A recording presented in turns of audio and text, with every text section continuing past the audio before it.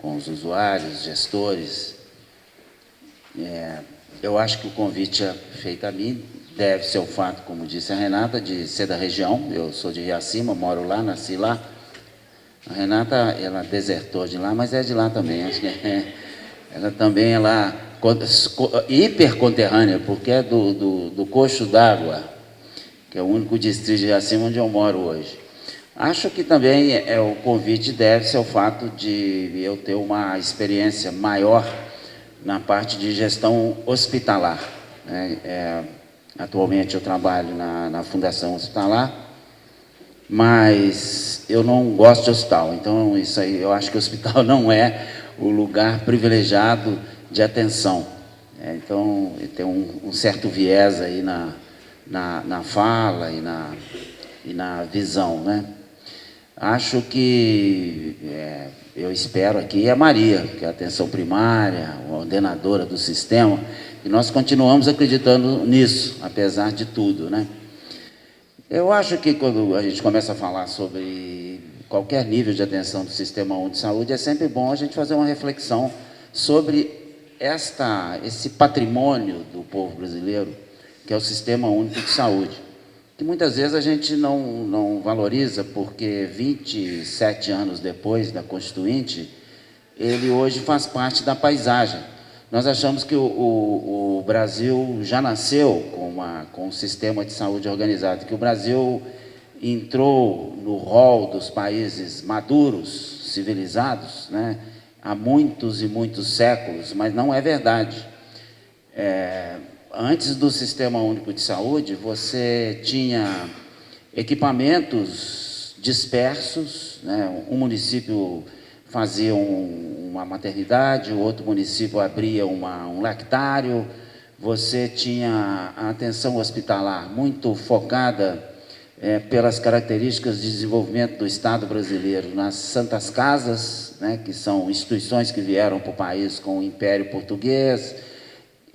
Depois, com a Previdência Social, aqueles cidadãos brasileiros que eram alcançados pelo sistema previdenciário, tinham um sistema médico hospitalar, que são os hospitais do INAMPS. Um outro município, o Estado abria um atendimento para tuberculosos, então fazia um sanatório para segregar pessoas, outro fazia um da loucura, então os hospícios. Então você tinha, o governo federal abriu uma maternidade, então tinha a maternidade Odete Valadares, por exemplo, era da Legião Brasileira de Assistência, né? Então tudo isso, esses equipamentos, ele conformavam um tipo de assistência à saúde muito desorganizado. E o mais importante é que a saúde não era concebida como um direito. Hoje, já tem pelo menos uma geração de brasileiros que não conhece o país sem esse apoio à vida, né?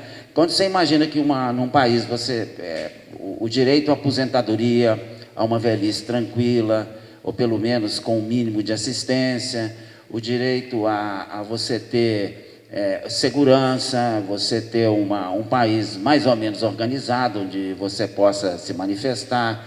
Todas essas coisas vieram, e o Sistema Único de Saúde é uma parte disso aí. É um conforto que muitas vezes a gente não valoriza, você ter direito a um sistema de saúde. A gente reclama, vai lá, xinga, está um horror, batalha, mas olha, é um direito. Eu recentemente estive na Colômbia, fui lá nas minhas investidas aí pela assistência social, e fui uma reunião de prefeitos, e os prefeitos choravam as pitangas, lá reclamava muito, reunião de prefeitos sempre tem essas coisas mesmo, tem que chorar mesmo, difícil. Secretário de Saúde, então, nem se fala, né? Tem que reclamar mesmo da vida.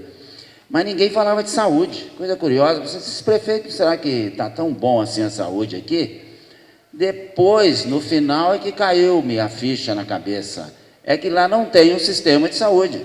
Então não é que as pessoas não se tratam, não acodem a sistemas, não, simplesmente não tem um sistema organizado, que as pessoas acodem organizadamente, vão lá na Secretaria de Saúde e reclamam da Renata, vão na unidade básica nasce numa maternidade, o menino tem puericultura, depois tem um cartão de vacinação, depois ele tem uma referência.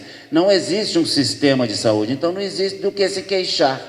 A queixa e a necessidade de saúde é um problema de cada cidadão, ele é que se vira, vai lá na porta do hospital. Quem não se lembra? Não, muita gente não se lembra, tem muita juventude aqui, né? Mas tem aqui muita gente que se lembra, você ia de madrugada para as portas, era aquela guerrinha, igual a educação, você não tinha vaga nas escolas. Então isso é uma construção do povo brasileiro. O Sistema Único de Saúde, todo este desenho, todo essa conformação do Estado brasileiro, o fluxo financeiro, a demanda organizada, isso é uma construção, é uma caminhada, e é muito importante para todo mundo. Mas eu tenho um plano de saúde. Você acha que você tem proteção à saúde? Primeiro, você não é um plano eterno. Segundo, seu plano não cobre tudo. Terceiro, por uma coisa muito importante que eu não me canso de refletir e pensar sobre o alcance dessa decisão. O sistema de saúde brasileiro, ele é um sistema único de saúde. Então, por que é que tem esse negocinho de único, né? Único no desenho? Na verdade, ele é único por várias razões. Primeiro, porque ele tenta integrar no mesmo ambiente, no mesmo sistema, todos os níveis de atenção. Então, você você está gripado e está achando que precisa, você tem um nível de atenção. Você precisa fazer prevenção à saúde, promoção, outro nível de atenção. Você precisa de ir a um hospital porque teve um trauma, fraturou, é um nível de atenção. Você tem um câncer, precisa de um atendimento ultra especializado. Você tem os níveis de atenção. O Sistema Único Brasileiro, ele integra no mesmo ambiente todos os níveis de atenção. E ele se propõe a fornecer uma atenção integral. Nós não abrimos mão de atender o cidadão a rigor, antes dele nascer e até depois de morrer. Essa ambição do Sistema Único de Saúde traz uma enorme tensão para os gestores, para o usuário, para os conselheiros, porque é uma responsabilidade imensa. Mas é melhor a gente não fugir do pau, não. Para o povo, nós que temos uma determinada posição política, acreditamos que para a organização social, para a amplitude dos direitos, para o conforto, digamos assim, dos cidadãos brasileiros, é melhor um sistema de saúde que se pretenda único nesse sentido, que abarque nos seus fluxos, no seu financiamento, nas suas referências, contra-referências, todos os níveis de atenção. Mas ele é único também por outra coisa muito importante, que tem diretamente ligada aqui no nosso motivo, nosso tema dessa mesa. Ele alcança todos os entes federados da nação. O Sistema Único de Saúde, ele tem um papel para o município, ele tem um papel para o Estado, tem um papel para a União. Ele é de responsabilidade tripartite. Ele constituiu câmaras, fóruns de decisão que são tripartites. Então, ele é único nesse sentido também. Ele se propõe a integrar todo tipo de ação. Então, o município tem uma responsabilidade grande, porque quando ele atinge um estágio de gestão plena do sistema, é no município que você lança um olhar total sobre o sistema. Como é que está funcionando? Onde é que o pessoal de Nova Lima está internando? Que tipo de patologia está acontecendo aqui? Como é que eu vou tratar? Quantas unidades básicas eu preciso? É o município que tem essa responsabilidade, mas o Estado também tem suas responsabilidades. E a União também. Então, essa característica de um sistema único, porque integra, ela é pesada. Quer dizer, você não tem assim, por exemplo, hoje eu sou da Fundação Hospitalar do Estado de Minas Gerais. Um hospital do Estado de Minas Gerais, ele não é uma peça isolada, que tem o seu próprio destino, faz o que quer, atende do jeito que quiser, pode até achar que é, mas não é não. E se não deveria ser. Como o hospital, nós vamos ver aqui, ele tem uma enorme autonomia, Ele parece que é a cara do sistema, mas não é não. Essa visão do Sistema Único de Saúde, ela demanda um esforço organizativo muito grande. Você tem que ter uma função ordenadora, você tem que ter uma porta de entrada, você tem que ter alguém que se responsabiliza pelo cidadão, usuário ou paciente, dependendo do ponto de vista, a sua vida toda, né? Ele tem que ter alguém que coordena os fluxos financeiros, tem que ter um momento que seja a porta de entrada no sistema. Nós, no Brasil, nós atribuímos essa função e todos acreditamos ainda, né? Espero que até, pelo menos eu já estou bem velho, não vou ter oportunidade de mudar. Nós somos todos devotos da atenção primária como ordenadora do sistema. O hospital, e acho que eu estou aqui falando como hospital também, ele pode parecer que é a cara do Sistema Único de Saúde, mas não é. Não é. Essa função ordenadora da atenção primária, ela tem uma razão muito simples. É aqui você tem que ter um lugar onde você tem as suas referências. Onde é que eu entro no sistema de saúde? Onde é que eu tenho a minha história de vida? Onde é que eu sou acompanhado? Onde é que eu busco uma atenção mais especializada? De onde eu parto para atingir os outros níveis de atenção? Como é que eu saio da minha casa e chego lá na Santa Casa para fazer uma cirurgia de câncer de mama? Tem um trajeto nisso aí, né? Você tem uma caminhada pelos níveis de atenção. Como é que você organiza isso? Como é que você financia isso? Aonde começa, né? Quem estrutura?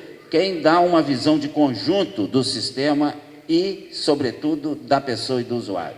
Tem que ser atenção primária, não existe outra possibilidade, né? Eu espero que a gente não combinou nada antes, hein? Pode parecer que sim, mas não, nós não combinamos nada não. Mas eu não sei exatamente o que é o tema da Maria. Mas quando a gente vem falar de hospital, e eu tenho muita cara do hospital, né?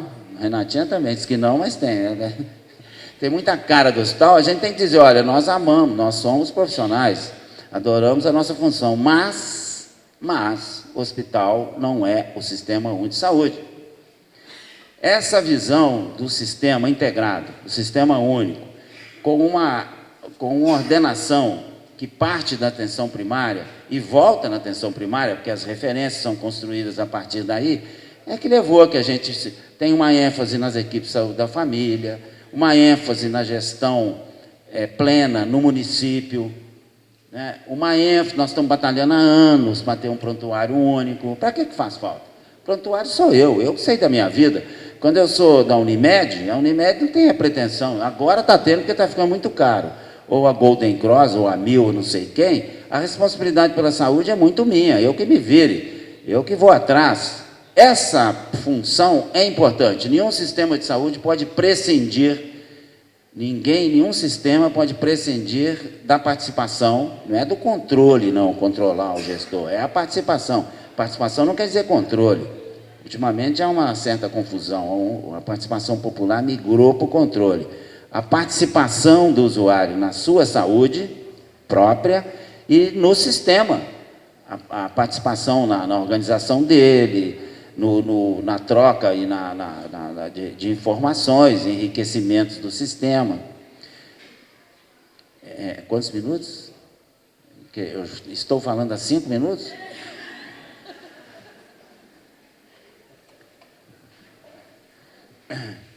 O senhor devia ter me avisado, porque eu estou achando que eu estou com muito tempo aqui ainda. A gente é apaixonado, começa a falar, não quer parar não, né? Bem, mas eu acho que nós podemos, posto isso, a gente pode falar um pouco, então, do que eu acho que eu tenho uma contribuição maior, que é a questão, como é que o hospital foi, de alguma maneira, moldando pela história. Quer dizer, quando você vai construir um sistema de saúde, você não começa, você não é uma folha lisa, o que você tem. Nós temos um sistema de saúde ainda com um peso muito grande da atenção médica hospitalar, por razões muito compreensíveis. Pelo desenvolvimento da nossa medicina, Eu não estou falando de saúde, não. Uma coisa é medicina, outra coisa é saúde. Médico, saúde. São coisas diferentes, né? O desenvolvimento da medicina foi concentrando tecnologia dentro do hospital. O hospital é a pátria do médico e da medicalização, que hoje trabalha com os agravos, né? Eles são dependentes de muita tecnologia, o que faz com que muitas vezes você insista em ter um ambiente onde você isole o paciente da casa dele, da comunidade dele, coloca ele numa semi-prisão, e aí ele é submetido a uma cirurgia, a um parto, a exames complementares sequenciais muito difíceis de obter na rede básica, e uma terapia intensiva. Então, o hospital é um momento de perturbação da sua vida. A sua vida tem uma velocidade de cruzeiro. Você está bem, jogando sua bolinha, tomando sua cerveja, vendo seu futebol, mas, de repente, você tem uma zigue-zira qualquer. Onde é que eu vou? Como é que eu faço? O hospital é o lugar, é o momento da perturbação da vida da pessoa. Então, aí você vai para o hospital. Às vezes, uma perturbação boa, um parto, por exemplo, né? Mas a gente mesmo quer fazer o parto hospitalar. Batalhamos muito para ter o parto dentro do hospital, não queremos parto dentro das casas. Hoje a gente está falando, será que é isso mesmo? Vamos mudar um pouquinho a cabeça? Mas o hospital foi adquirindo essa característica. Isso faz com que ele seja um equipamento muito caro, um equipamento muito valorizado, porque eu digo para vocês, hein, não é simples você ter um AVC na sua casa, né, a grande emergência, ou você precisa operar um joelho. Essas coisas todas foram concentrando no hospital. E faz, então, com que o hospital tenha uma grande visibilidade. Pressione mais o gestor, imensamente mais do que a atenção primária. Nós tivemos uma amostra aqui essa semana, que eu vivi na pele, né? Ameaçou fechar uma emergência que estava funcionando meia boca, num hospital da Fundação Hospitalar. Olha, eu nunca fui na mídia tanto assim, foi uma coisa impressionante. Ainda bem que eu saí bem, né? Podia ter saído demitido ali. Mas a pressão sobre o gestor, pelo funcionamento do hospital, é muito maior do que é capaz de fazer aquele nível de atenção que a gente considera o mais importante. E é o mais importante porque é o único que é capaz de fornecer uma visão total do paciente, que é capaz de fazer assim a longitudinalidade. Você está aqui, você foi ali, isso é atenção primária. O hospital é o lugar do paciente fatiado. O hospital é o lugar que eles vão olhar a sua cabeça, vão ver seu joelho, vão fazer um parto e depois, tchau, some daqui, não quero te ver mais, acabou, está de alta. Para onde é que ele vai? Ele deveria ir para a atenção primária. Então, ir lá incorpora essa fase da vida dele numa visão longitudinal. Eu também estudei, Maria, esses negócios da atenção primária. A longitudinalidade. Isso é atenção primária. Agora, o hospital é caro, poderoso, rico, né? E pressiona. Então, a gente está sempre lutando contra essa maré. A outra coisa muito importante no hospital é que ele, pela sua atratividade, pelo dinheiro que ele tem, pelo acúmulo de competências, né? É muito difícil para um hospital ter um gerenciamento do jeito que a gente imaginou o sistema de saúde. Quer dizer, são raríssimos os municípios brasileiros que são capazes de gerenciar o hospital. Gerenciar não é só dar o dinheiro, não. É gerenciar a performance dele, a qualidade do atendimento que ele está fazendo, se ele está dando uma alta responsável, se o paciente está vindo bem encaminhado, se os tratamentos são aqueles dos protocolos, se está atendendo a função, se a performance é boa. É muito difícil. Eu estou convencido hoje, é bom uma conferência dessa, que está nos documentos da conferência, que a constituição da região de saúde. Eu levantei rapidamente os dados aqui das internações em Nova Lima. Internados aqui, tem um hospital efetivo, nós já tivemos a oportunidade de ver os dados, 90 e tantos % das internações feitas aqui em Nova Lima são de 3 municípios, Nova Lima, Raposos e o glorioso Rio Acima.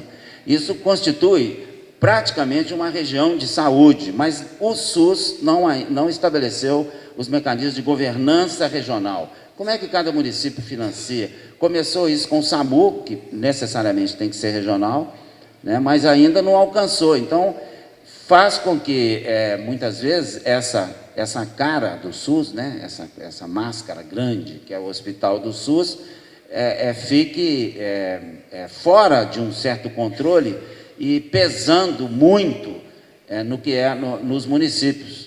Nova Lima, por exemplo, pelos dados que eu tenho, mas eu falhei aqui no meu pendrive, não trouxe, dá conta, os munícipes de Nova Lima internam, na sua imensa maioria aqui mesmo, mas ainda vaza um pouquinho para Belo Horizonte. Se eu tiver a oportunidade de mostrar os CIDs, né, por que vai para Belo Horizonte, onde é que vai, né, o paciente interna lá, depois como é que ele volta para cá, né? Então, eu tenho discutido como gestor hospitalar, que, às vezes, você quer, mas a atenção primária, que tem as suas equipes de saúde da família, todas as unidades básicas, ela, às vezes, não recepciona esse paciente, não é capaz de fazer uma sequência e de incorporar este momento da vida do nosso usuário na sua história pessoal, na sua história e na sua trajetória dentro do Sistema Único de Saúde. Acho que eu falei muito. Obrigado. Só para as perguntas agora.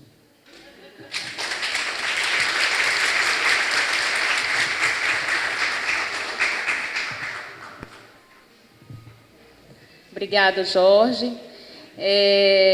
Bom, Jorge Narras dispensa comentários, né, Jorge?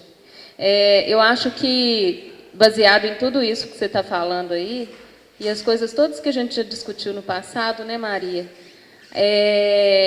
Hoje eu tenho a certeza de que quanto mais a gente conhece o hospital, mais a gente reconhece a atenção básica, a importância da atenção básica. Acho que isso resume a trajetória do paciente aí pelo sistema de saúde, né?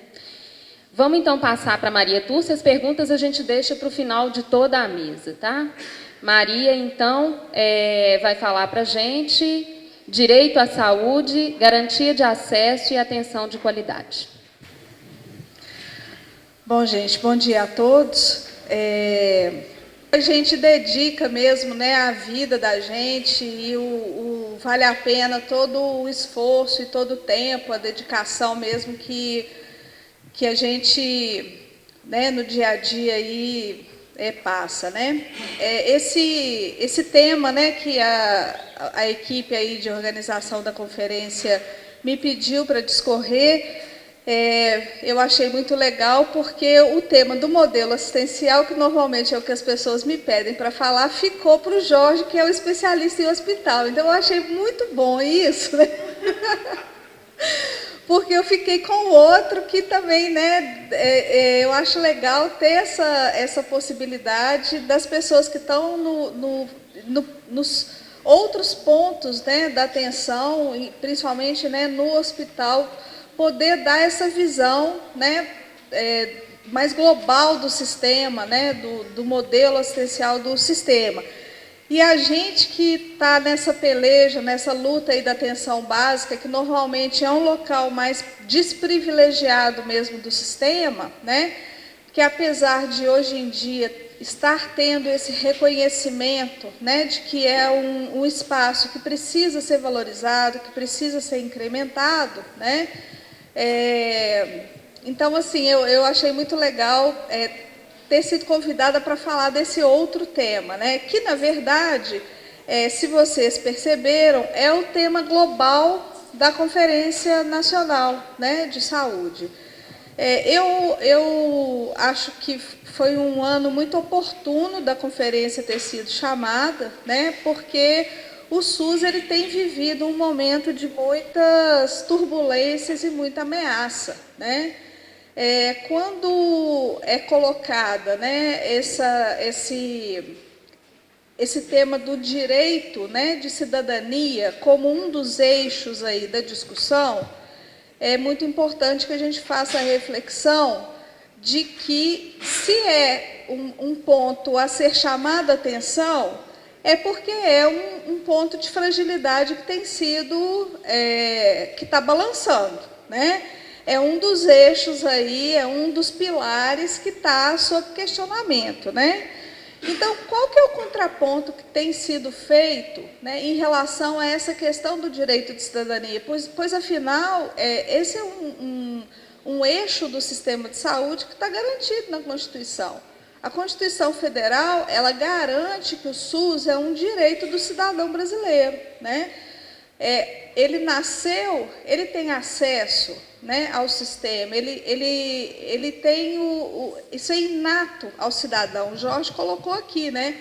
Isso é tão dado que faz parte da paisagem, né? Ninguém hoje questiona assim, que o SUS ele não existe, ou que ele não é um sistema universal, né? Isso está dado assim, para o brasileiro, né? Então, por que isso está sendo trazido para discussão na Conferência Nacional?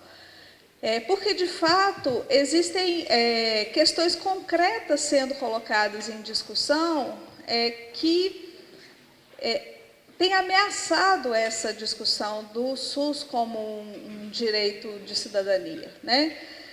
Tem havido discussões, inclusive no plano internacional, que um contraponto ao direito universal é a discussão da cobertura universal.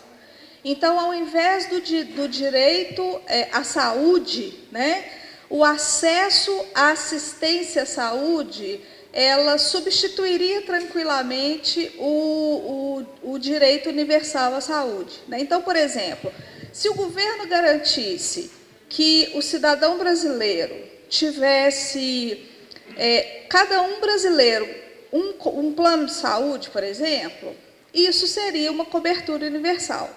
Então, não precisaria existir o SUS, desde que cada cidadão brasileiro tivesse cobertura universal de serviços de saúde. Esse é um modelo, inclusive, em alguns países. Eu acho até que na Colômbia, onde você foi, é assim que funciona, não é, Jorge?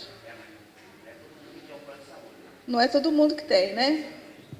Então, tem havido uma discussão, inclusive a Organização Mundial de Saúde fez alguns seminários trazendo essa discussão de que os países que não têm sistemas universais que garantissem pelo menos a cobertura universal, né?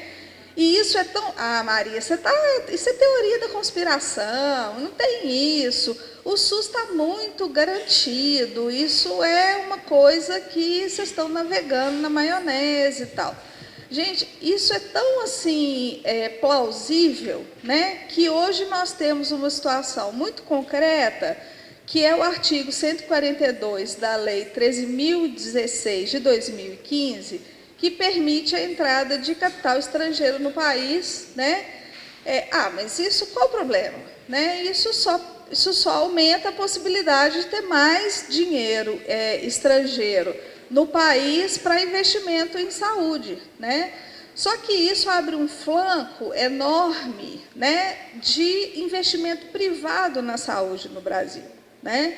E com isso as possibilidades são inúmeras, né? Nós temos também a PEC 451 de 2014 tramitando, né, no Congresso, que tornaria obrigatória a garantia de plano de saúde para o trabalhador do mercado formal. Até caiu aqui. Porque realmente essa PEC, gente, essa é a tragédia romana, tá? Essa PEC, uma vez aprovada, ela, assim, do meu ponto de vista, ela significa simplesmente o retorno ao pré-SUS, né? Porque ela coloca que o cidadão brasileiro que está no mercado formal, ele vai ter um plano de saúde. E o cidadão brasileiro que não está no mercado formal, ele vai ser, então, usuário do SUS. Então, o SUS vai ser só para quem está no mercado informal. Isso é simplesmente o que era no pré-SUS, né? Que quem tinha carteira assinada tinha o INAPS, e quem não tinha carteira assinada ficava com os outros serviços, Santa Casa e os... né? Enfim, essa PEC aqui, ela simplesmente ela é um míssil direcionado, né? Então, na verdade, quando a Conferência Nacional ela traz essa discussão do direito de cidadania, ela tenta exatamente fazer esse contraponto, né, do SUS como um direito do cidadão brasileiro e um direito não somente à assistência à saúde, mas um direito à saúde, né? Porque, às vezes, eu tenho certeza que quem está aqui, nesse lugar aqui, já fez essas reflexões, né? Porque, assim, vocês que estão aqui são heróis, né? Heróis da população novalimense, né? Mas a maioria da população que está fora e não faz essa discussão, né, da participação social na saúde, muitas vezes enxerga a questão da saúde como aquele ponto lá da assistência à saúde, né? É como se fosse o ovo, né? Então as pessoas entendem o SUS como a gema, né? É a parte da assistência. E não enxergam a clara e não enxergam a casca, que são as outras questões, né? Que é a questão da promoção da saúde, que é a questão da vigilância, que é a questão dos outros todos os fatores que a gente sabe que são para além da assistência à saúde, né? Então, o SUS ele é muito maior, né? Ele prevê outras discussões e na Conferência Nacional, vocês estão vendo pelos temas todos que estão sendo discutidos aí na conferência aqui de Nova Lima e que serão discutidos na estadual e que vão ser discutidos na nacional, os temas são muito amplos. A gente fala de ciência e tecnologia, a gente fala de uma série de questões que são muito mais ampliadas do que somente a questão da assistência à saúde propriamente dita, né? E aí, quando a gente fala da questão da cobertura, né, da cobertura da saúde, cobertura da assistência propriamente dita, é uma questão bem mais limitada, né? Então, essa discussão ela é muito oportuna, é muito importante que essa conferência aconteça, sim, esse ano, né? E eu acho que é um momento da sociedade brasileira se posicionar, reverberar essa discussão, porque pode ser que, de fato, a gente tome um caldo assim, que seja, talvez, muito fatal, né, para o sistema de saúde brasileiro, né? Então, vamos ir fortes para essa conferência estadual, é a 8ª, né? E vamos tentar ir muito firmes mesmo para essa conferência nacional, que eu acho que vai ser muito importante.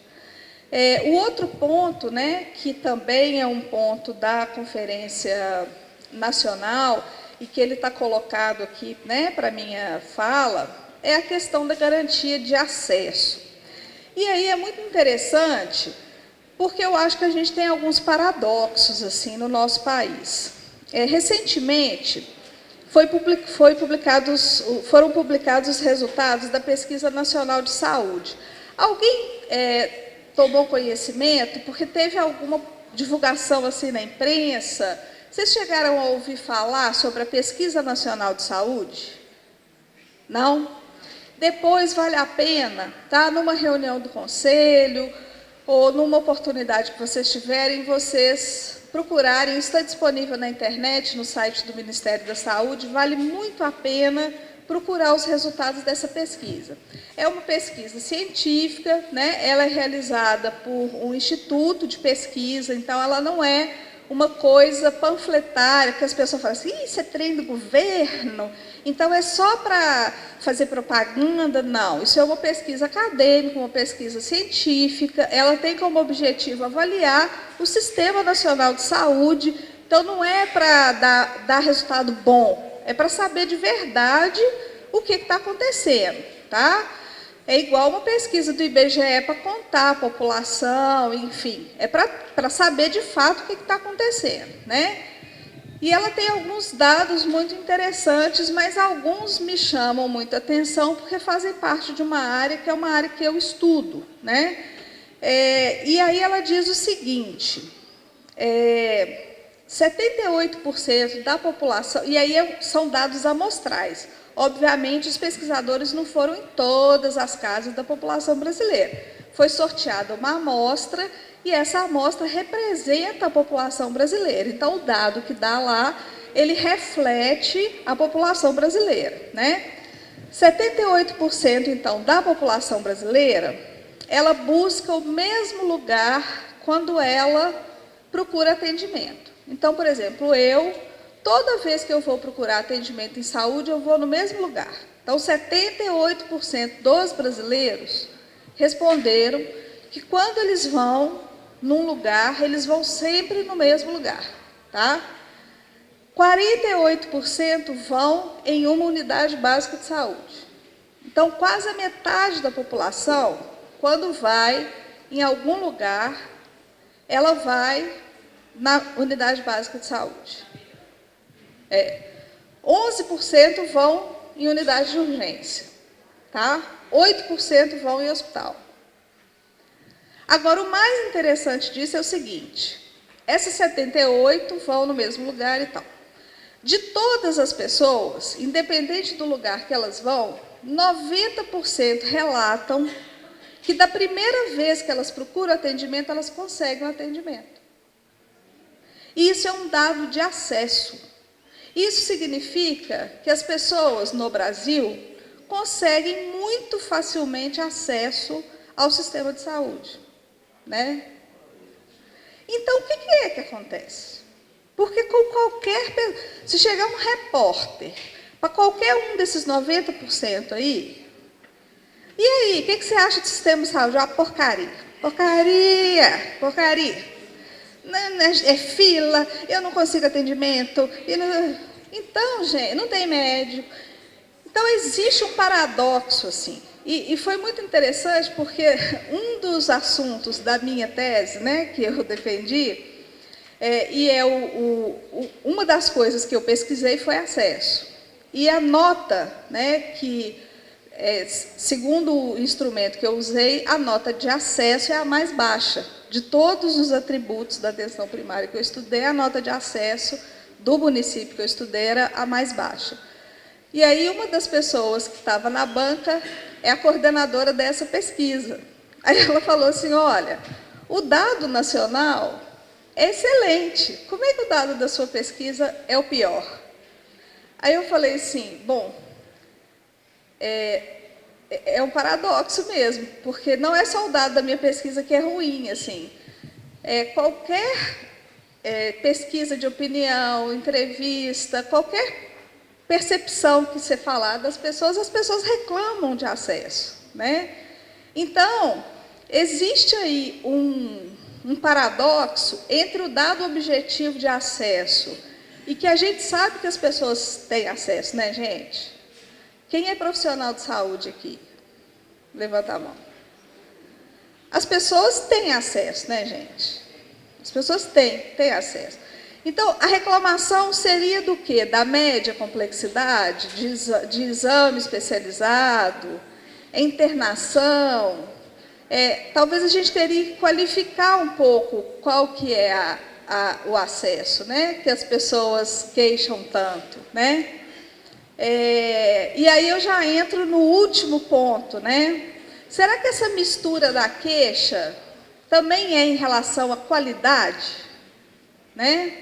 Porque as pessoas estão tendo acesso, as pessoas estão usando o sistema, mas aí tem a questão da qualidade, né?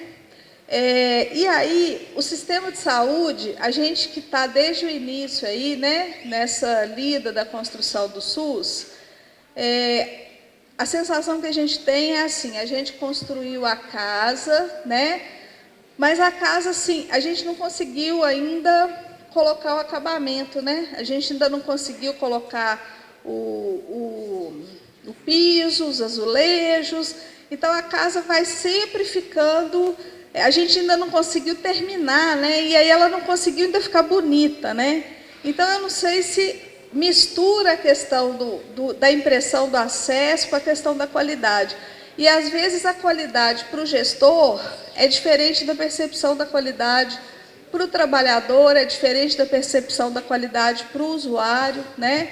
Quando a gente vê os manuais de acreditação, né, existe um critério que desse tipo de ferramenta, existem critérios que são critérios diferentes, às vezes, do usuário, né? Então, de qualquer forma, eu penso que a gente precisa de aprofundar um pouco essas discussões, né? E para a Conferência Nacional também existe uma discussão que é muito forte, né?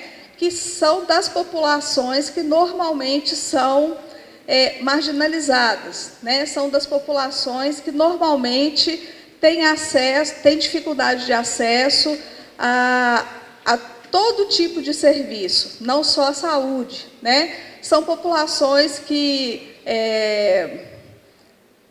têm comportamentos diferentes porque não têm moradia fixa, como é o caso dos ciganos, como é o caso, às vezes, dos quilombolas, dos indígenas, né? E que são discussões também que a gente precisa levar, né, para a Conferência Nacional, porque, às vezes, a gente organiza os serviços de saúde apenas para os formatos, né, de população e de estrutura de sociedade formais, né, que a gente conhece e que, muitas vezes, ela não responde à necessidade de outros grupos populacionais, né, diferentes que a gente tem aí na sociedade. Então, Renata, eu não vou me delongar mais, né? A gente fica aí para a proposta aí de debater um pouquinho. Era um pouco o que eu queria trazer para a contribuição.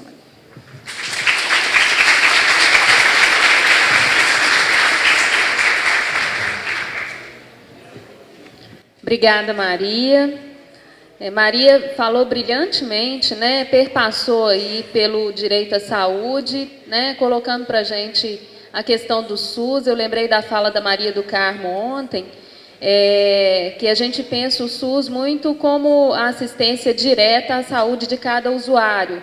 Mas, às vezes, a gente não se lembra que a vigilância sanitária, a carne que a gente compra no açougue, ela depende da vigilância sanitária, que é SUS, né? Que é um investimento no SUS. A quantidade de vacinas que a gente tem disponíveis, né? Passando aí pela questão do acesso, nessa pesquisa eu achei interessante você colocar 90% da população brasileira tem acesso à saúde. Nova Lima, nós sabemos, né, todos nós trabalhadores, usuários e gestores da saúde de Nova Lima, nós sabemos que Nova Lima tem uma assistência à saúde que é diferenciada, né? A pesquisa de satisfação realizada no município de Nova Lima,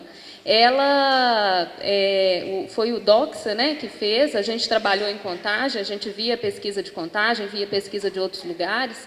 É uma pesquisa em que a satisfação do usuário com o acesso à saúde, ele é diferenciado em relação às outras pesquisas dos outros municípios, né? Então, esse acesso à saúde realmente em Nova Lima é diferenciado. Se o Brasil está 90%, como que a gente está, né? E em termos de qualidade, eu acho que nós vamos entrar no tema aí da Flávia, né, de educação mesmo, né, de investimento no trabalhador, né, e como a grande maioria das pessoas que estão aqui são trabalhadores da saúde, como que é importante a formação, né, o investimento na formação do trabalhador, né, e aí vem a contribuição de cada um de nós individualmente para termos a saúde de qualidade, né? Não adianta o investimento de todo um recurso financeiro no SUS, né? Todo um recurso financeiro para você ter várias unidades básicas de saúde, muito médico especialista, grandes hospitais, e cada trabalhador não fizer a sua parte, né? Então, vem aí a qualidade muito ligada ao trabalho de cada um de nós. Então, nós vamos entrar no tema da Flávia. Eu só tenho 2 recados para dar. Um, que as pessoas que estão com o celular ligado ainda, né, que possam desligar ou colocar no silencioso. E a comissão organizadora pediu para que as pessoas que não se cadastraram ainda, que façam, né, o credenciamento e assinem a lista de presença, tá? Com as meninas da equipe organizadora, ao final da palestra, ok? Então, vamos lá?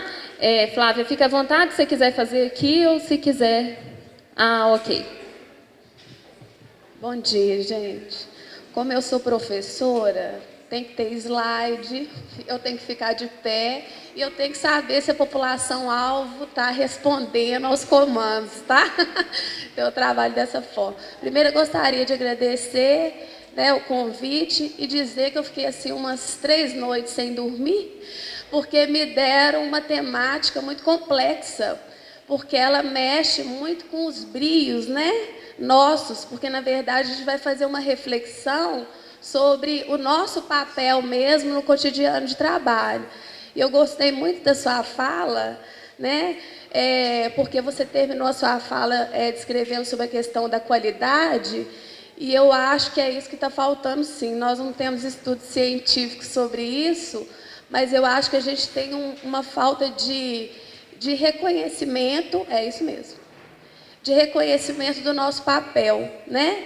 Então, eu queria trazer um pouco sobre isso hoje. Isso.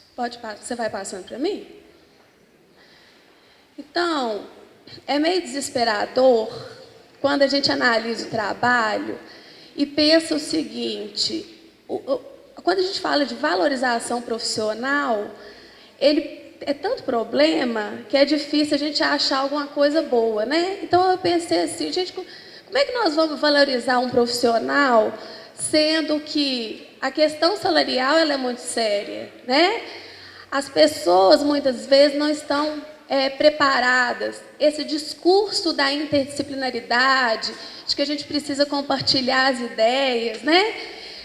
Os recursos, às vezes a gente quer fazer uma coisa, mas a gente não tem, né, como viabilizar aquilo ali. A autonomia, que é muito bonita no papel, mas na prática ela é muito complicada.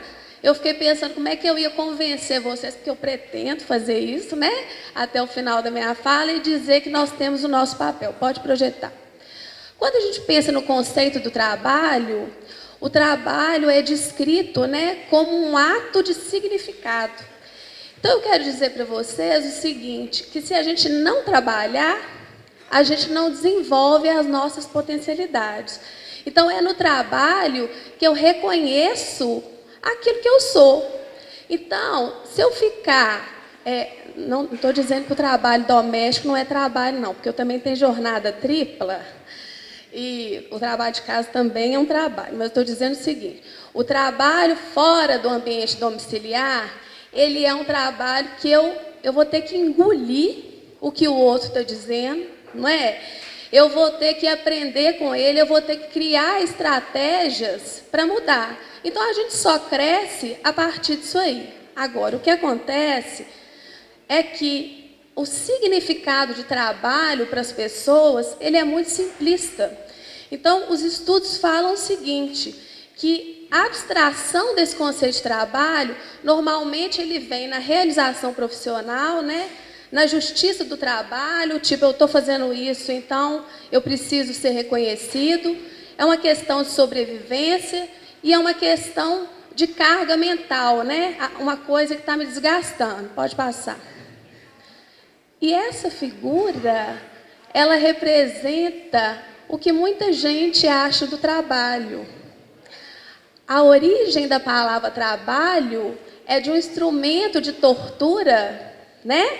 Chamada de tripalium, né? Que é um pau com os 2 braços, né?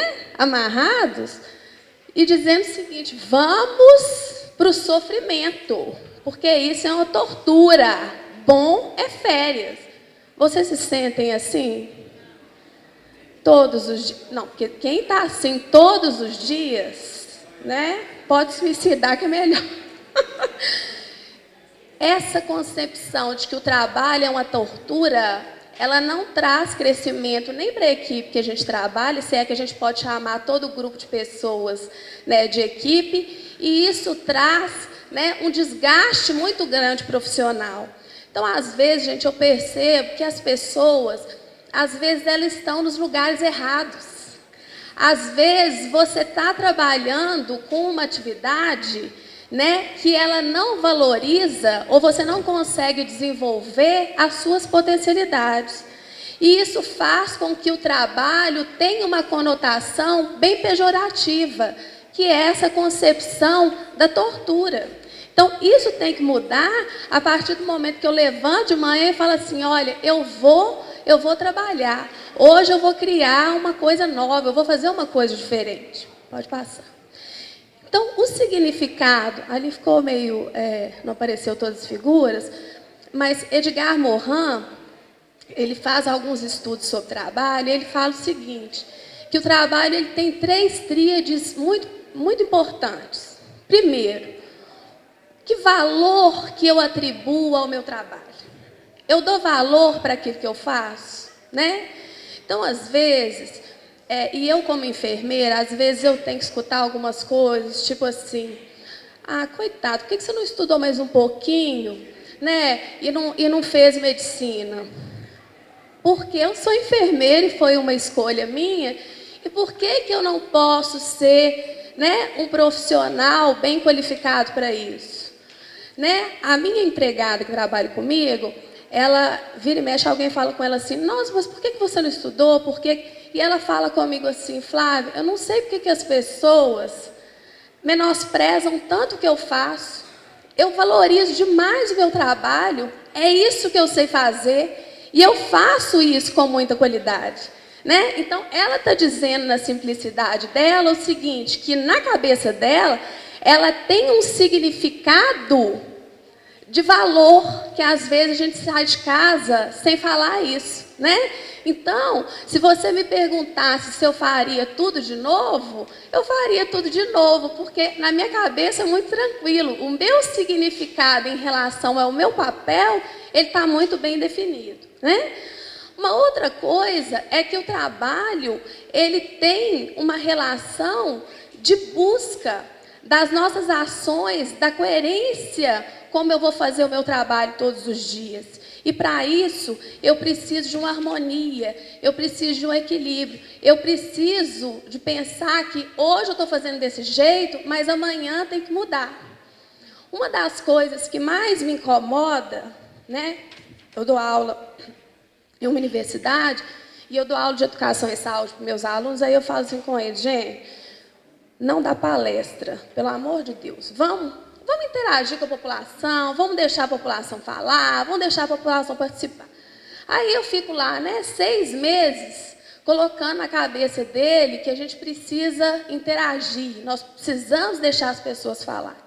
Aí, quando ele vai para o campo de estágio, ele encontra comigo no corredor e fala assim, professora, dá uma olhadinha aqui na minha palestra. Aí, essa hora, eu tenho vontade de morrer. Agora, eu já mudei meu discurso. Eu entro dentro da sala agora e falo assim, olha, gente, sabe o que eu espero de vocês? Eu espero que você desafie o seu professor de estágio e fale com ele assim, professor, nós não vamos fazer palestra, não. Nós vamos fazer uma outra coisa. Por que eu estou falando isso para vocês, gente? Nós temos a mania de reproduzir os modelos. É assim porque é assim. Sempre foi assim. Aqui é assim mesmo. Aqui em Nova Lima é assim. Nós vamos continuar fazendo assim. Tem 20 anos que eu faço assim. Então, nós vamos continuar fazendo assim. Se a gente não muda isso, gente, é desgastante demais. Você sabe por quê? Todo dia você faz a mesma coisa e parece que você não vê resultado, né? Você não modifica seu pensamento, as pessoas que estão do seu lado não modificam, né? E lógico que é muito mais fácil, é muito mais cômodo eu ficar na mesma posição. O movimento dá trabalho. Dá trabalho. E olha, tem muita gente, quando você começar a movimentar, né? Vai falar assim, ai, que tipo, por que essa pessoa fica quieta, né? Por que ela está inventando moda? Então, nós temos que pensar aí, por que eu estou falando isso?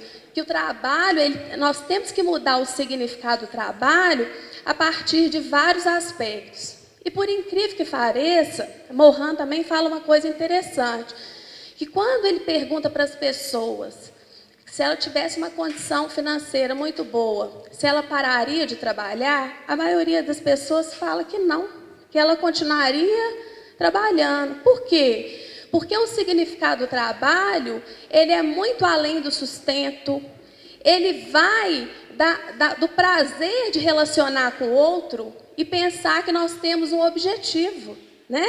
Nem que seja para aparecer, né, gente? Nem que seja para aparecer a sua foto lá na McDonald's, destaque do mês, né? Mas um reconhecimento daquilo que você vai fazer ou que você vai desenvolver. Pode passar. Então, o trabalho, ele continua sendo essencial na vida das pessoas, né? E ela tem um papel social que ele é fundamental.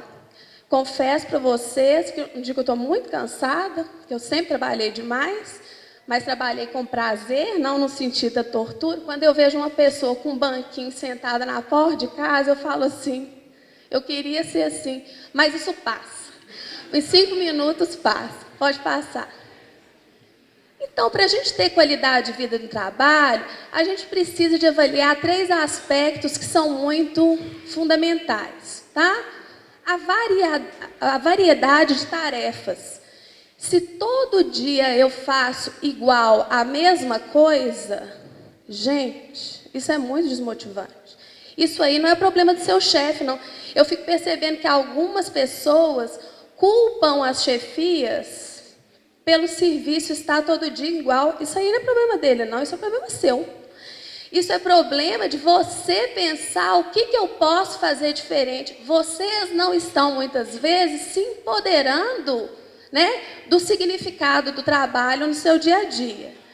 O trabalho ele não pode ser alienante. Eu tenho que ter o direito de falar, desse jeito não está bom. E aí a gente acha que essa fala, ela tem que ser só da chefia imediata. Gente, as grandes ideias da humanidade vieram de coisas muito simples do dia a dia, de coisas básicas. Quando eu me formei, eu pensava assim, o técnico de enfermagem, ele sabe demais, né? Porque eu acabei de formar. E aí eu saía de casa e falava assim, hoje eu não quero nem saber. Chegar lá 10 horas, que é todo mundo, banho de leite, todo mundo de banho tomado. Até o dia que eu entrei dentro de um chuveiro com o paciente e fiquei 2 horas dando um banho de leite, saí de lá toda descabelada. Aí eu reuni com o meu grupo e falei assim, gente, esse negócio de banho de leito não é coisa de Deus, não.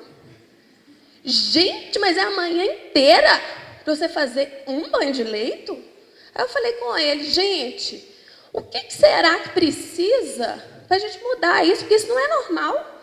Eu estou morta, eu não fiz nada, eu só dei um banho de leite. Né? São 11 horas da manhã, eu dei um banho de leite. O que nós vamos fazer? Então, isso que eu estou querendo dizer para vocês. A não alienação, né, poderia não ter partido de mim, mas por que nunca partiu deles? Isso me incomoda demais. Né? O processo de trabalho, ele precisa ser discutido, ele precisa ser compartilhado. A gente chama tudo de equipe, gente. Que equipe que é essa que só um fala? Né? Então, essa alienação, ela precisa ser trabalhada. Eu não gosto muito desse termo feedback, não, porque esse feedback ele é muito administrativo, né? Mas a gente precisa saber se a gente está no caminho certo, se a gente não está no caminho certo. E também esse feedback, não necessariamente, ele é só do seu gestor de trabalho, né? É do seu colega falar, fulano, deixa eu te falar, você é um preguiçoso e você não está contribuindo em nada. Nós precisamos, né, mudar alguma coisa. Então, gente, cada vez que a gente fica muito numa tarefa só, que aqui ele descreve como especialização, a gente chama isso de inteligência cega, né? Então, inteligência cega é aquela que a gente não tem consciência daquilo que a gente faz e da importância daquilo que a gente faz. Então, nós precisamos mudar isso. Pode passar. Aqui não vai aparecer, mas esse é um estudo que até não é muito novo, de 2009, e aí está mostrando as categorias profissionais em termos de adoecimento. Então, aí ele compara aí, não está dando para enxergar, mas o técnico de enfermagem, o médico, o fisioterapeuta, né? E qual que é a categoria profissional que mais adoece? Né? É o técnico de enfermagem. Por quê? Por vários motivos. Primeiro, né, ele ainda está no processo de alienação. Ele é um fazedor, ele não tem direito de falar. Ele não tem direito de participar do processo de decisão. Ele absorve todos os problemas, né? Ele absorve a fala da insatisfação, do acesso. Ele absorve a fala da ausência do recurso material. Ele absorve tudo isso. E, em segundo lugar, vem o enfermeiro, tá? Então, quer dizer, quanto menos autonomia eu tenho, quanto menos probabilidade eu tenho de participar desse processo de trabalho, e aí eu quero que vocês entendam que o seu gestor não precisa chamar você para a participação, porque a participação pode ser voluntária, né? Isso só muda se a gente partir do princípio que a gente está tomando o nosso espaço. Pode passar. Então, a gente precisa entender que vários fatores vão trazer um adoecimento. E esse adoecimento, gente, ele pode passar desapercebido. Então, normalmente, esse processo é um processo muito lento e gradual. Você, às vezes, está adoecendo no seu ambiente de trabalho e, às vezes, você não sabe por quê, né? Então, eu já tive também, por exemplo, eu trabalhei tanto na saúde pública quanto no hospital privado, e às vezes eu deslocava um funcionário, por exemplo, eu trabalhava em CTI pediátrico e deslocava esse funcionário, que era do CTI adulto, para o CTI pediátrico, e eu achava que ele tinha que cobrir aquela escala naquele lugar, né? Hoje eu não posso trabalhar nesses lugares mais não, porque aí eu vou começar a dar aula e falar que, né, que não é um significado e tal. Mas eu percebo o quanto que o desempenho daquela pessoa poderia ser inadequado, porque às vezes ela não dá conta de trabalhar em cima daquilo. Então as pessoas precisam entender, né, que o ambiente que a gente constrói dentro do trabalho, se ele cria um significado, é muito difícil você achar que você vai adaptar no outro lugar em 2 horas. Então, nós vamos ter uma falha de qualidade que vai refletir na fala, né, da Maria Turci ali, quando a gente fala na questão do acesso.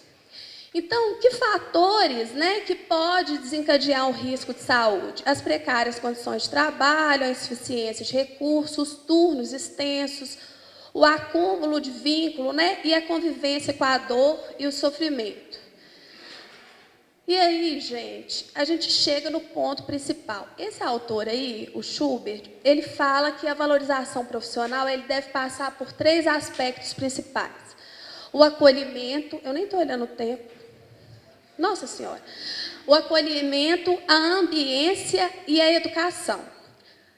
Eu propositalmente coloquei a educação por último, porque, na verdade, a educação, o povo acha que a educação é o seguinte, vamos fazer uma capacitação, vamos colocar um monte de cadeira e as pessoas vão ouvir o que a gente está falando. Não é simples assim, não, tá? Então, eu queria começar com acolhimento.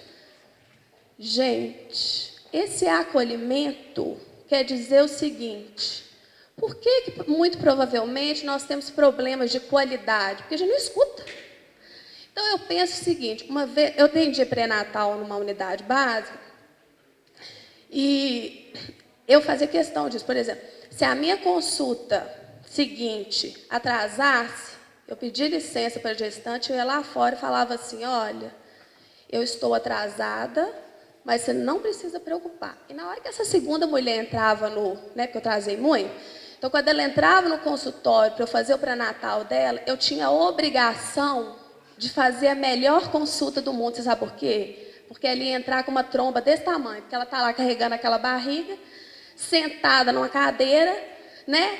Então, na hora que ela saía da consulta, lógico que ela não falava assim comigo, valeu a pena. Mas eu via no olho dela o seguinte, eu entendi por que você atrasou na consulta anterior. Então, quando você fala que a gente vê as reportagens, eu também tenho pavor dessas reportagens.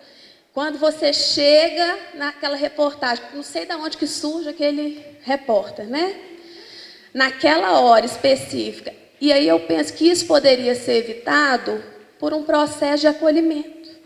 Se eu chego para aquela... As pessoas ficam 6 horas sentadas e as pessoas passam no corredor sem falar com ela assim, fulano, deixa eu te falar, nós estamos atrasados. Mas vai chegar a sua vez. Isso dá um conforto, porque quando eu passo por você e não olho para sua cara, eu não existo. Tipo assim, eu vou ficar aqui quantas horas? 12 horas, 15 horas? Gente, e esse é um processo de cadeia. Se eu não escuto o usuário também não me escuta. Aí ele vai começar a quebrar. Ele quebra o setor. O meu gerente também não me escuta. E eu não me escuto o meu gerente. Então, é uma conversa de surdo e mudo.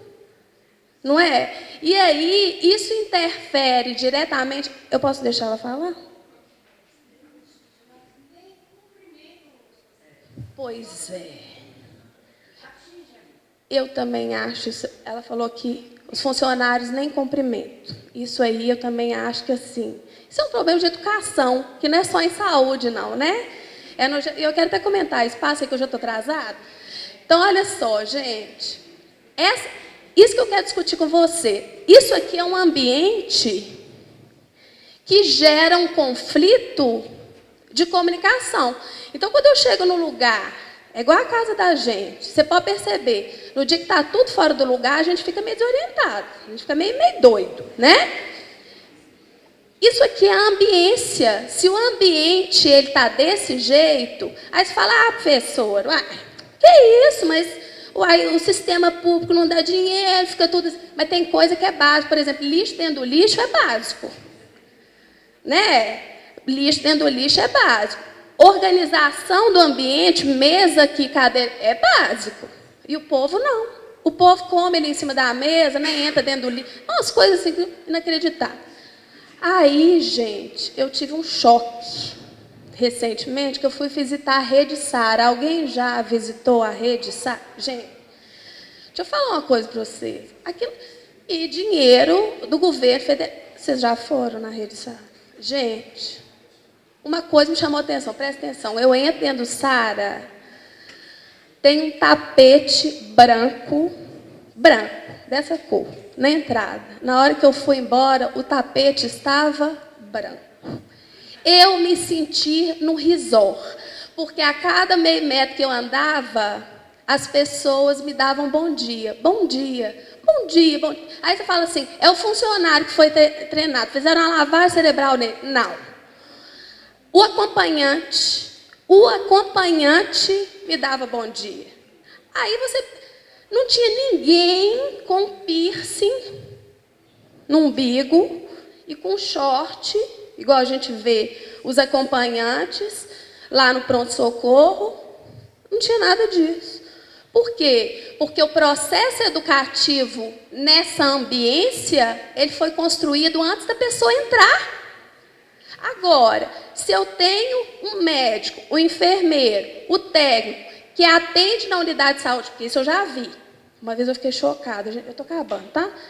Fiquei chocada. Eu dei uma aula para uma menina numa pós-graduação, uma enfermeira.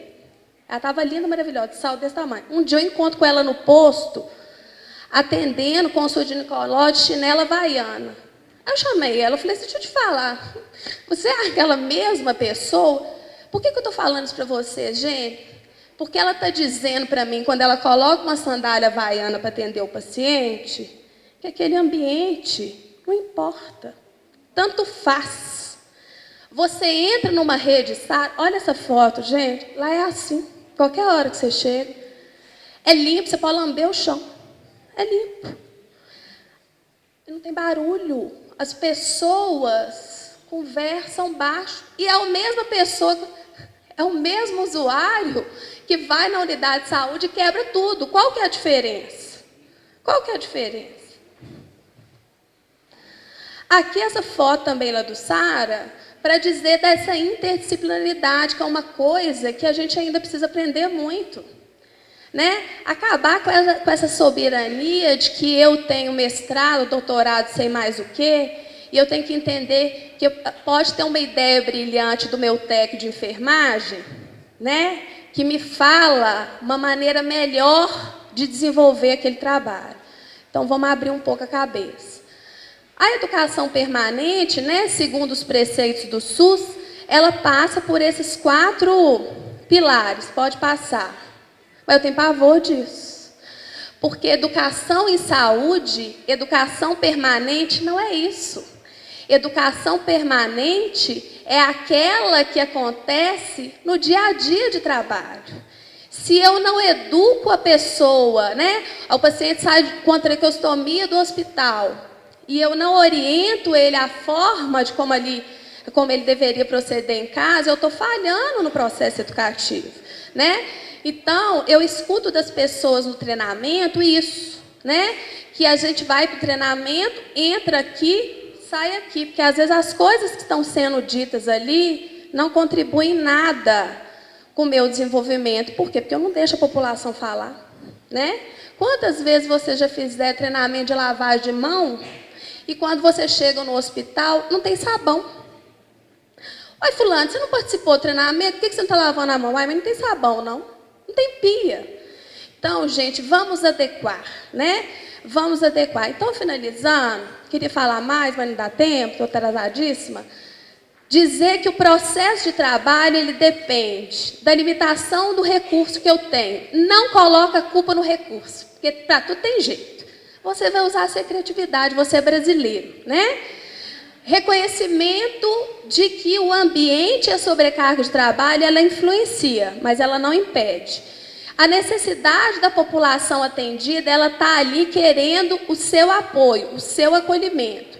E a gente precisa fugir dos modelos, tá? Então, isso é o mais importante. Desculpa.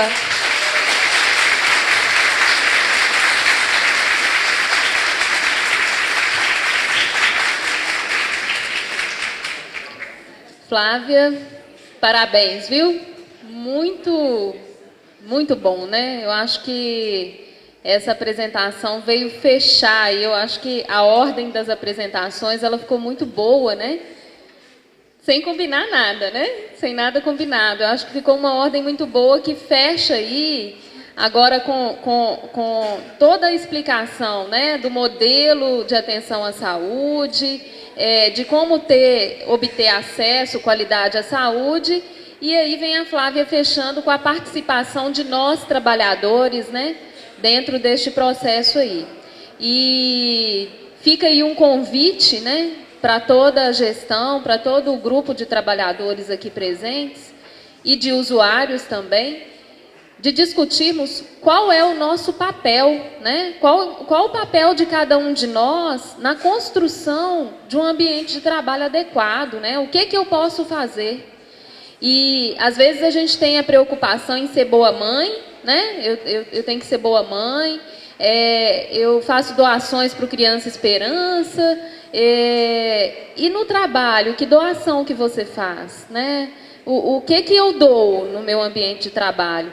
E é muito mais gratificante para quem doa do que para quem recebe. E essa organização, essa comparação que você fez em relação ao SARA, né? É ambiente de trabalho. Uma pessoa que chega num ambiente em que as pessoas falam baixo, em que as pessoas escutam, ele também vai escutar, ele também vai falar baixo, e aí o jargão, né? Gentileza gera gentileza. A fórmula, ela é muito simples, né? Mas não parece. Então fica aí um convite para todos os trabalhadores, né, e para os gestores. Vamos começar a discutir no ambiente de trabalho qual que é o papel de cada um para melhorar esse ambiente, né? As lideranças sindicais lutam pelas melhorias salariais e etc. Mas dentro do ambiente de trabalho, cada um pode lutar pela melhoria da qualidade de vida no trabalho, né? E isso pode ser muito mais simples do que parece, né? Vamos investir nisso. Bom, nós temos algumas perguntas. Eu vou ver aqui, me ajuda aqui, Maria, para quem que é cada uma dessas perguntas aqui? Na rede. Com uma situação política delicada, qual está em debate, a exoneração de servidores em estágio probatório, também efetivos. Gostaria que a mesa comentasse o impacto disso na redução de trabalhadores na gestão. Olha, na verdade, é um case, interessante isso. A FHEMIG, ela tem uma história. Ela tem muitos equipamentos que são antigos, né, os equipamentos para tuberculosos, para rancenianos, né, a urgência em Belo Horizonte, que a capital foi mudando para cá, foi fazendo os hospitais. Então, ela não, o volume de internações que a FHEMIG faz, não, dentro o SUS em Minas faz 1.200.000 internações, a FHEMIG faz 74 mil, mas são 50 mil em Belo Horizonte. Então, ela tem uma expertise. Algumas unidades são muito... ela tem um local de atuação muito bom. Urgência, emergência, politrauma, doença infecto-contagiosa, e por aí vai. Outras, né? Intoxicados, essas coisas assim. Então, primeiro ela se integrou numa rede, esses equipamentos que vieram do Estado, da União, e essa rede está buscando a integração com o Sistema Único de Saúde. Eu sempre digo o seguinte, houve um grande avanço com a regulação da assistência, são passos, né?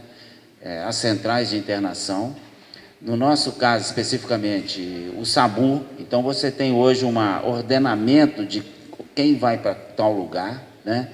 Você tem a contratualização dos hospitais, então hoje a gente batalha, é difícil, viu? É difícil, mesmo quando eu quero. Foi o seguinte, olha, eu vou fazer uma contratualização com o gestor vai dizer o que ele quer, eu vou dizer o que eu posso, qual é o meu padrão de atendimento, qual é a performance, isso que a Flávia falou aqui, nunca entra nos contratos, quer dizer, a gente está dizendo o direito do cidadão ao acesso à saúde, mas ele tem direito como usuário à saúde. Essa coisa de informar do sujeito, de falar, isso também tem que fazer parte dos contratos, né? Então, a FHEMIG tem a questão da alta responsável. Olha, o paciente eu atendi ele ali com um AVC. Na hora dele ir embora, eu tenho que dar uma alta responsável. Não é dizer que eu tenho que ficar no hospital 2 meses esperando, mas quando ele for, ele vai para uma unidade de base de saúde, ele vai mais ou menos referenciado. Essa batalha, na verdade, é a batalha da posição do hospital na rede de cuidados. Nós não tivemos tempo de falar, mas um avanço importante do Sistema Único de Saúde é essa concepção de linha de cuidado e de redes de atenção, que vão desde a unidade básica até o hospital e volta. Nenhum equipamento pode ser visto isoladamente, porque o usuário é um só. Você não parte em vários pedaços, nem segmenta a vida dele. Uma feição própria, né, para poder respeitar o usuário e capacitar-se e ter uma janela para fazer essa interface com o hospital. A coisa mais básica do mundo que acontece é eu empurro para lá e eu te empurro para cá. Eu não quero conversar com você. Não é coisa do gestor, não. Isso é coisa nossa, cultura, aprendizado, acúmulo, né? Que vai fazendo o sistema. O sistema de saúde ele não é uma bolha, ele não está longe, não está separado da cultura das pessoas, do jeito de ver o usuário, né? Isso tudo é um aprendizado. Então, eu digo que a FHEMIG, ela até foi assim, hospitais de referência em urgência, né? Porque a cara da FHEMIG é muita urgência, mas tem muitas outras coisas.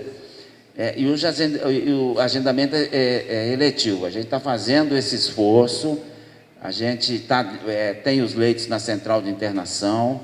Quando a gente vai dar alta para o estado inteiro, mas tem uma concentração muito grande na região metropolitana, a gente está criando esses fluxos. Eu digo para você, é um esforço de cá e que muitas vezes não vem um esforço de lá, não. São muitos municípios, eles têm culturas muito diferentes de atendimento. Essa tem sido a nossa posição, buscar avançar na integração dos hospitais da FHEMIG com o Sistema Único de Saúde. Isso não quer dizer só financiamento e central, quer dizer integração do cuidado. A FHEMIG, os hospitais, ser um ponto de atenção numa rede de cuidados. E querendo saber se Nova Lima suspendeu as cirurgias, como aconteceu em Belo Horizonte. Na verdade, em Belo Horizonte, né, e no Estado, isso está num momento de discussão ampla, né? A Maria do Carmo estava aqui ontem, ela é responsável pela regulação do Estado, há uma preocupação grande no Estado em relação às cirurgias, então essa discussão está sendo ampla. Em relação a Nova Lima, o que eu tenho a informar é que Nova Lima, o Hospital Nossa Senhora de Lourdes, realiza atualmente 70% das cirurgias dos munícipes de Nova Lima. Quer dizer, somente 30% das cirurgias são realizadas em Belo Horizonte. E o Hospital Nossa Senhora de Lourdes não paralisou nenhum tipo de cirurgia, nem eletiva, nem de urgência. Está respondido? Vou passar para Maria Turci. Aí você tenta aí, Maria, ver se compila as respostas, porque nós temos 10 minutos para terminar o debate. Tem uma pergunta aqui que está pedindo para aprofundar essa citação que eu falei da PEC 451, que fala da exigência de ter um plano de saúde para o trabalhador formal. Aqui fala garantia de saúde ao trabalhador. Não é isso. A PEC fala o seguinte: todo trabalhador que tiver carteira assinada, ele terá um plano de saúde, tá? Então, a empresa, ao ter um trabalhador, hoje é opcional, né? Uma empresa, ela oferece ou não como um benefício o plano de saúde, não é isso? Você é trabalhador lá de uma empresa, ela pode ter como um benefício para você um plano de saúde. Com a PEC sendo aprovada, passa a ser obrigatório, né, que cada trabalhador formal tenha um plano de saúde. Tá certo? Tá entendido? Isso seria um retrocesso, por quê, gente? Porque automaticamente esse trabalhador passa a não ser usuário do SUS, né? Ele não sendo usuário do SUS, só vão ser usuários do SUS as pessoas sem plano de saúde, os trabalhadores informais, né? Ou os desempregados. Tem uma pergunta aqui que até foi interessante, que era uma coisa que eu queria ter falado na minha fala e eu esqueci de dizer. Antes de eu ir para o Estado agora, eu passei 3 anos trabalhando na Unimed BH. E nesse período, eu fiz parte de uma equipe que estava implantando o modelo de atenção primária lá na Unimed. Era como se fosse o Saúde da Família lá na Unimed BH. E aí a pergunta aqui, na minha experiência no serviço privado, o que eu percebi de significativo para implantar no serviço público na atenção básica? Na verdade, eu posso dizer o contrário, que eu pude levar muita coisa do que eu aprendi no serviço público para o serviço privado. E o que eu pude perceber é que é muito difícil mexer nas estruturas do serviço privado, fazendo mudança de modelo assistencial, mexendo no modelo médico tradicional, no modelo hegemônico. É muito, muito difícil. Eu estava vendo ali, enquanto eu falava, ali atrás, aquelas exposições que são coisas produzidas, né? Diferente do atendimento médico, consulta, consulta, consulta, consulta. Isso no serviço de saúde suplementar é quase impossível de acontecer, porque na saúde suplementar o que conta é a forma de pagamento, é como o médico vai receber, né? Contratação do serviço e modo de pagamento. Isso é assim que funciona. O que for diferente disso não interessa muito o cliente, não interessa muito como promover a saúde das pessoas, né? Então, o que eu pude aprender é isso, é que tudo que for muito diferente do modelo médico hegemônico tem muita dificuldade de ser implementado, né? Então, por isso é tão perigoso a gente caminhar nesse caminho que todo mundo acha que é mais bacana, ter o plano, mais seguro, né? Talvez na hora disso que o Jorge fala, aí do aperto, da internação, do exame, realmente a gente tem essa segurança maior, mas em algumas situações, por exemplo, na Unimed BH, o paciente de saúde mental, por exemplo, que tem plano, ele só utiliza do serviço do SUS. Ele não tem alternativa no plano, né? Então, a gente, às vezes, tem uma falsa segurança. Ainda naquela linha, né? A garantia de saúde integral a todos os brasileiros sofre ameaças?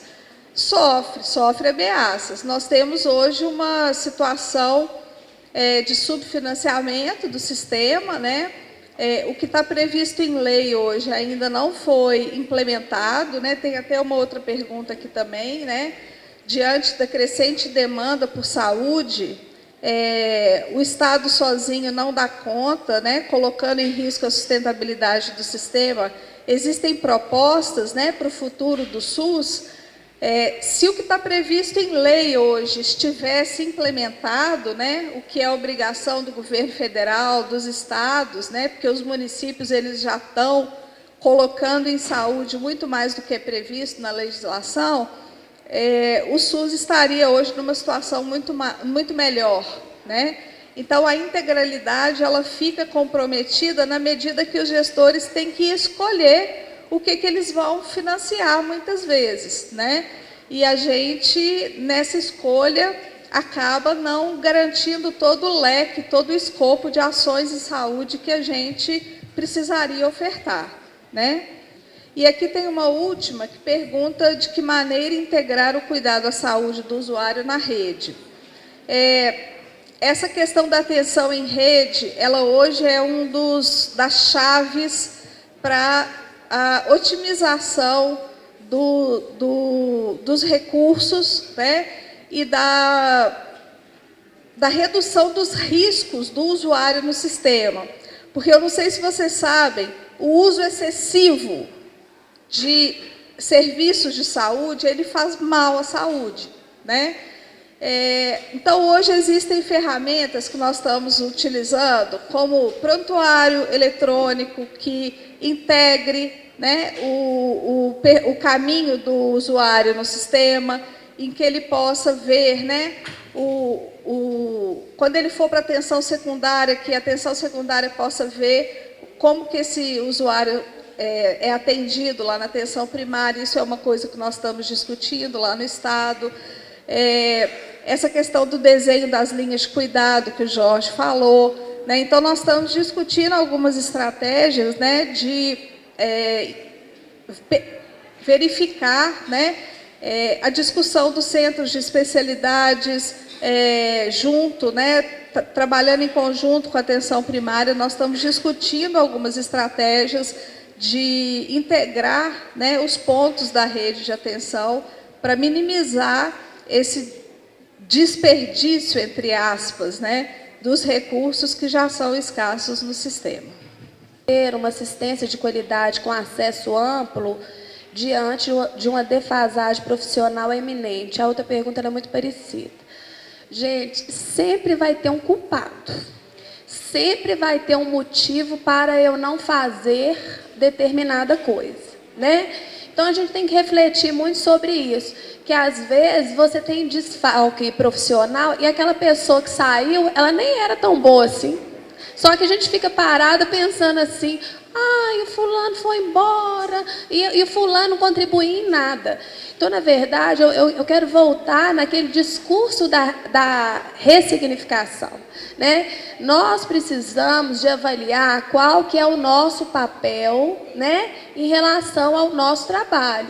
Então, se saiu um, se saiu dois, lógico, é sobrecarga no primeiro momento, ela é muito sofrida, mas tudo tem jeito de readaptar, você não vai ficar sozinho num setor. Então, é mais uma desculpa, né? Nós sempre vamos arrumar uma desculpa para falar que a qualidade do trabalho está melhor ou está pior, né? Então, é uma coisa para a gente refletir. E tem uma outra coisa aqui, que a pessoa pergunta se eu acho que a responsabilidade, existe uma responsabilidade profissional da saúde em fazer a educação permanente da equipe. Gente, isso é obrigação de todo gestor. E educação permanente de equipe, ele não é numa sala de aula, ele é no dia a dia de trabalho.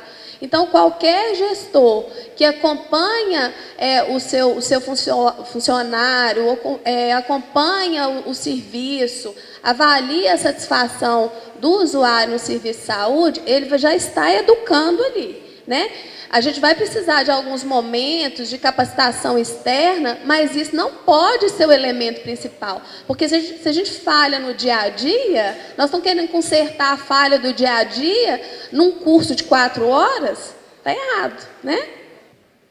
Não assinou aqui, me questiona por que eu comparei com a Colômbia e não com Chile, América, deve ser os Estados Unidos, né, e Alemanha. Não, eu comparei com a Colômbia porque eu estive lá, sabe? É só por isso. Eu não sou um especialista em comparações, mas a gente tem conhecimento. O que eu quis dizer, na verdade, é que é diferente um país onde você encara a saúde como um direito do cidadão, ou um país em que, por exemplo, os Estados Unidos não é assim. É o país que mais gasta em saúde do mundo, é o país que não tem índices tão bons quanto os países europeus, e lá a saúde é um direito do cidadão, uma coisa que você se vira. O Obama está enfrentando uma oposição violentíssima, porque ele quer fazer todo um sistema que abrange todo mundo tem direito. O cuidado é universal, integral e gratuito. Então, este é a concepção. Não quer dizer que não tem saúde, não, gente. E que há países que não têm isso como direito, mas, não obstante isso, tem índices razoáveis de saúde. Eu quis dizer a opção que o povo brasileiro fez e que a gente está mantendo. Nós estamos nessa vanguarda, né? É uma opção que está sempre sobre. Você pode fazer outro caminho no futuro. Nós não queremos, não. Nós achamos que esse é o caminho, com todos os problemas, com toda a tensão que cria nos gestores, porque, evidentemente, a gente não pode atender a todas as expectativas, mas a gente não abre mão de considerar a saúde como um direito. Isso é um problemaço. O sujeito entra na justiça para ter um tratamento que está em teste nos Estados Unidos, o juiz dá. Fala assim, então, você diz que a saúde é um direito de todo mundo. Falou, seu juiz, pelo amor de Deus, me ajuda aí, ué. Falei, não te ajudo não, você se vira. Então, isso é uma tensão imensa, mas vale a pena. Eu acho que os colombianos têm saúde, eles têm lá, tratam, tem até índices até razoáveis, até onde eu sei. Né? Mas eu quis dizer a questão do direito, né? Desta visão de SUS que a gente advoga. Quero agradecer, então, a participação, né, dos nossos debatedores desta noite, deste dia, desculpa. A Flávia, Maria Túrcio, Jorge Narras. Tenho certeza que foi muito rico para todo mundo aqui.